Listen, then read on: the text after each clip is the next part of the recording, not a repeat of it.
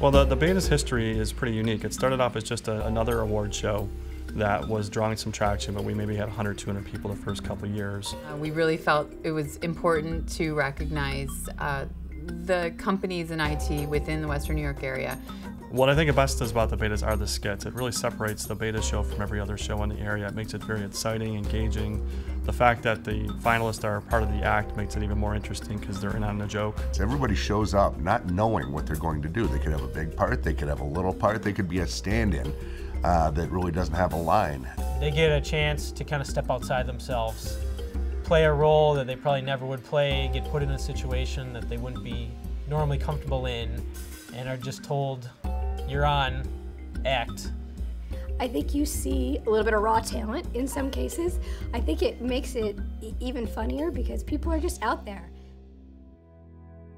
The first one really started when Brian Griffin was brought on as the executive director, and it was kind of his entry into Infotech Niagara as, you know, the Dr. Evil. Who's it gonna be? Who's gonna take over Infotech?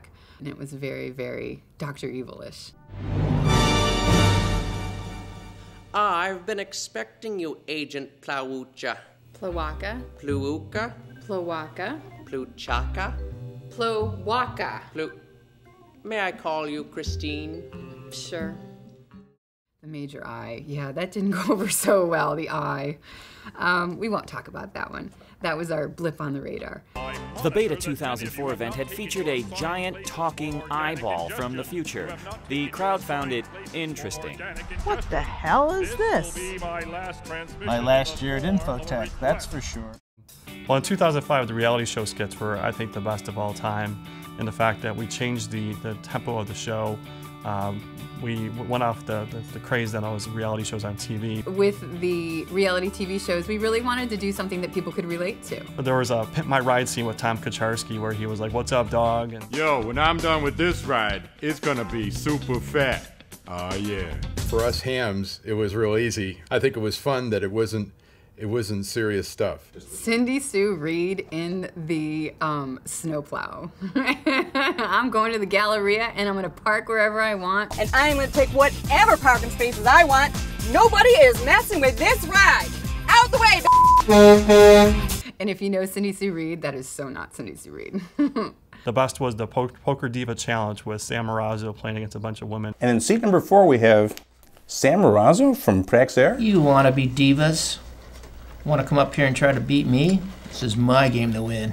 Oh, The Amazing Race. Jerry went on a rant about the lack of waterfront. Buffalo doesn't actually have a waterfront. Okay, that's it. Enough. Roy, who is the is this? Shut up. We told you guys, nothing controversial this year. Pack your up, we're done. What the hell are you doing, you crazy Chris, bitch? take care of this asshole. Who is this? Get off me, you son of a... Yeah, that was real fun. I got to say all the things I really wanted to say to Chris Beckage, which, you know, is very important. And it was a good way to end the show. Everyone got a good laugh out of it. By the end, it was kind of like, all right, what are we going to do next year? I got an idea, so. We really try to take some current event type things and turn that into our skit so it's really relevant to our audience and everybody can get a good laugh out of it. We had Team 2 coverage, we had events, we had some amazing looking graphics, and then we put our own kind of tech slant on things as we usually do. Jumping into the pool or running around a track with our blackberries. It made you stop and say, this is not your average award show. During the Olympics, I actually did get a cramp. And I only ran maybe, I don't know, 3 strides. I actually did get a cramp. We came up with this idea that we were going to make Don Boswell, head of WNED, run in the middle of winter in Delaware Park, and somehow he actually agreed. So we basically got to abuse Don for a whole afternoon, making him train like he's in the movie Rocky, and I had a special part in it because I got to be the puppeteer. Do this next lab in under 2 and get some clear broth for lunch! Just yelling obscenities at Don Boswell as he ran in the snow was something I'll always cherish. In 2007, we wrote a 22-minute sketch show.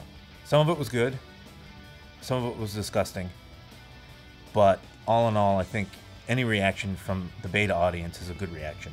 It just so happened 2 years ago, The PC Mac ads were really popular. To this day, if you go on YouTube, the Buffalo versus Miami is probably the biggest, has the most hits. I'm Buffalo. And I'm Miami. What's up? Oh. Sun, sand, and surf. Ah! What in the hell is that? Stop! The Office sketches were really a lot of fun. Everyone knows The Office, and that was the best part about it. They all wanted to be Dwight. They all wanted to be Michael. My favorite part was, I'd have to say, Jeff playing the Dwight character. He just played that really well. Everyone, I do not have a third nipple. I have no idea what this has to do with official company business. It's just not appropriate. There's a whole slew of different ideas, and I ended up being the dare girl. And Karen, she just has this bubbly personality. I don't think it was too far-fetched from her original, like her real personality.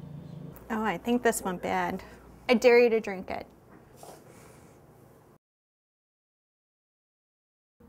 I didn't know what I was getting myself into when I said I would do it, but it ended up being a lot of fun. Yes, one of the really fun ones that we had was from last year. We had Jessica Simpson up there pressing the beautify button to turn it off, and her head turned into mine. I dressed up and played the redneck girl. And the skit was about a machine that translates. I'm gonna have some roadkill for dinner tonight. I partake in consuming fresh delicacies right from the comfort of my front yard. The funniest one I thought last year was where we were all texting in the smoking hut outside of the building. You're trying to get people to laugh. You're trying to get people to enjoy themselves. So the easiest way to do that is to go for the cheap laugh. We take pleasure out of other people's pain.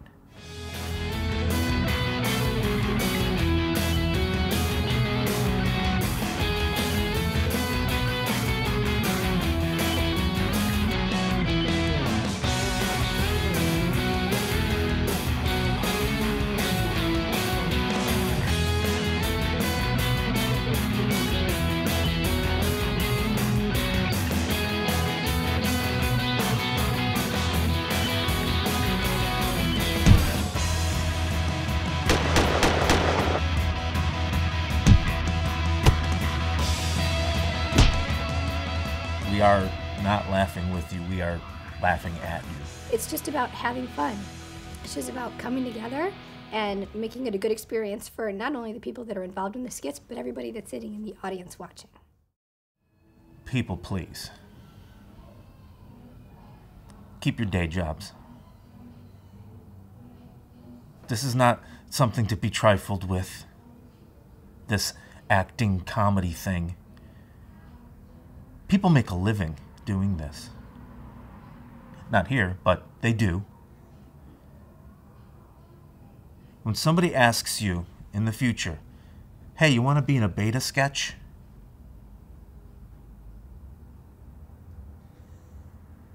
Just say no. I'm sorry.